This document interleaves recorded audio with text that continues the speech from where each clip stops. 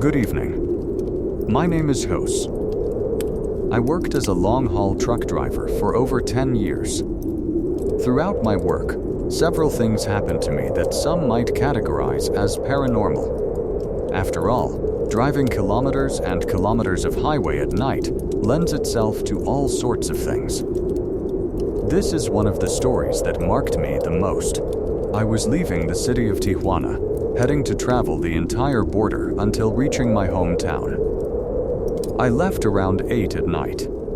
I wasn't tired because I had just taken a long nap at a truck stop, so I was ready to drive all night. Everything was going as usual. The highway was somewhat empty that night. There was almost no traffic, which I liked. It was already past midnight when suddenly I saw how a white van came out of nowhere from the woods, getting behind me. I didn't pay it much attention because I thought it was someone who had decided to park there to rest a bit. But it wasn't passing me. I had to go very slowly for obvious reasons. Whenever a car got behind me, I would signal with my lights for them to pass, and I would move aside. I did the same with this van, but it stayed behind me. It didn't want to pass me. I thought maybe the driver was scared because it was night, and perhaps the driver wasn't very experienced driving on the highway. So I slowed down even more and signaled again for them to pass me. But they didn't. They also slowed down to stay behind me. At this point, I was already somewhat annoyed because I didn't know what game this person was playing, but I decided to ignore it and just keep driving. About 2 hours passed like this, and the van was still behind me.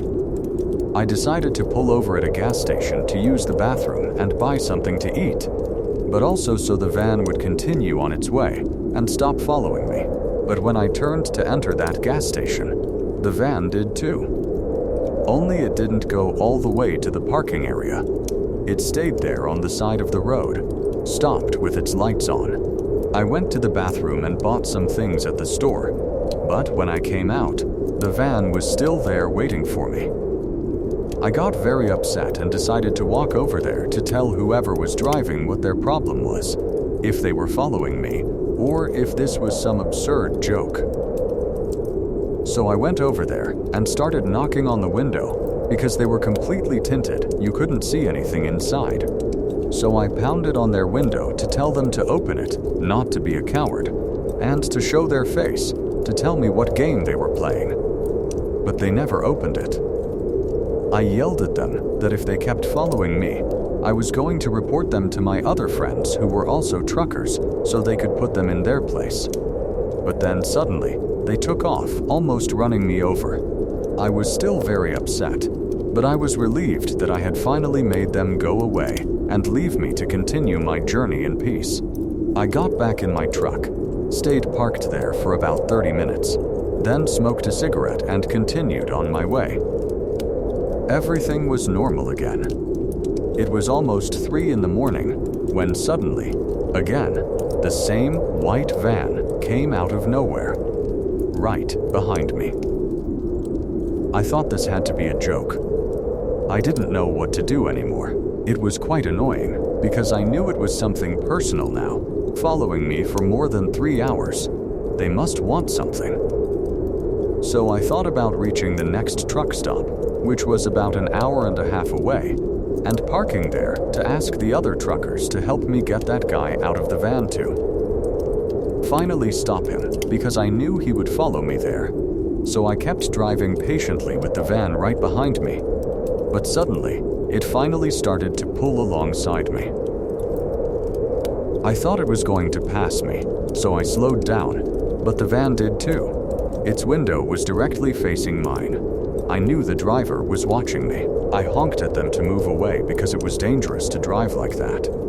But then the van started getting closer and closer to my trailer. I didn't know what to do. I just kept honking, yelling what the hell they were doing. Then, I felt it hit my trailer. I lost control of the steering wheel and went off the road, breaking a fence and ending up in the middle of the woods. Nothing happened to me, but the engine shut off completely, and when I tried to start it, it didn't work. I tried to use the radio, but that didn't work either. There was no signal on my cell phone either to ask for help. To be honest, I was somewhat scared because I found myself in the middle of nowhere at 3 in the morning, without communication and without anyone to help me. As if that weren't enough, suddenly I saw some lights approaching, and my heart stopped when I saw it was that white van that had been following me all night. It parked behind me and turned off the engine and lights. I locked the window and took out my knife that I always carried with me. The only thing I could think of was that it was some criminal group that wanted to kidnap me because insecurity was at its peak. But about 5 minutes passed, and nobody got out. I made the difficult decision to get out and try to talk to the person to leave me alone and go away. So that's what I did. I walked slowly to where the van was, with the knife in my pants pocket, ready to use it. I was lighting my way with my cell phone flashlight because you couldn't see absolutely anything. We were away from the road. It was all woods with the sounds of the night in the background. I reached the van and stood next to its window and knocked twice, asking, "Hello, can we talk? Roll down your window, please." But there was no response. I tried to peek by pressing my head against the window with my hands next to my eyes to be able to see inside. Friends, there was absolutely nothing there. I looked in the back, and there was nothing there either. Just a bunch of trash. You could tell the van had been abandoned for a long time. I opened the door, and there I confirmed it was completely empty. I can't explain to you the horror I felt. I just wondered who had been driving all that time, following me. I ran back to my truck, but before getting in, I saw a person standing in front, a few meters from my truck. I saw their shadow from the truck lights. I said hello, but they didn't respond. They just made a hand gesture telling me to follow them. I hesitated, but I did it because I thought they needed help. I was walking very fast, barely able to see them in the distance. I must say that place smelled very bad, like dead animals. I kept walking, following the person when suddenly they stopped, looking at a specific spot on the ground. I ran to get there, but when I arrived, the person was no longer there. I looked for them with my cell phone flashlight and yelled to see where they were, but they didn't appear. Then, I turned my head toward the ground where that person had been staring, and there were 3 lifeless bodies. I don't know how long they had been there because you couldn't even tell if they were men or women. I was very shocked to see that. I ran out of there and got in my truck, but the white van was no longer there. It had disappeared. I tried to start the truck, and it started on the first try, like a miracle. I left there and called the police to report the finding. I was driving with tears in my eyes. I was very shocked by what I had just seen. I arrived at the truck stop, and there were 2 coworkers there who, seeing me get out of my truck running, rushed over to see what happened. I didn't even know how to explain everything that had happened that night. As best I could, I told them, and they stayed there with me, which calmed me down because I couldn't keep driving like that. Then I received a call on my cell phone. It was one of the detectives who had arrived at the place I indicated. He told me they wanted to ask me some questions, and I told them where I was. About half an hour passed, and they arrived there. There were 2 detectives. They asked me how I had found the bodies, what I was doing there in that place. I didn't even know how to respond because I knew it was something hard to believe, but I told them everything, risking them calling me a liar and arresting me as a suspect or something like that. When I finished telling them, one of the detectives took out a photo and showed it to me. It was a photo of that van that had been following me all night. He asked me, "Is this the van?" I saw it surprised and told them yes. That was it.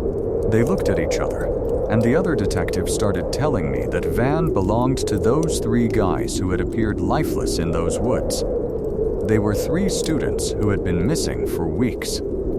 Their families reported their disappearance and said they had left on the highway heading to Ciudad Juarez for a report they were going to do there about the missing women in that city since they were studying journalism, but they never arrived at their destination, and for 2 weeks, nothing had been known about them. That's why it was very important to know how I found them, because the young people had been killed by gunfire, and they wanted to clear me of links with criminal gangs. I was very shocked. I started crying and told them that was the truth. The detectives told me to calm down and to call them if I remembered anything. After that, they left. I was very affected after that, just thinking that those guys, those souls, had chosen me to find their bodies and for their families to stop looking for them. That has been the hardest story of my entire career, working as a truck driver. Thank you for listening to me. Before continuing with the next story, I would like you to leave your like on this video, just so I know if you're enjoying our content. Thank you very much. Let's continue.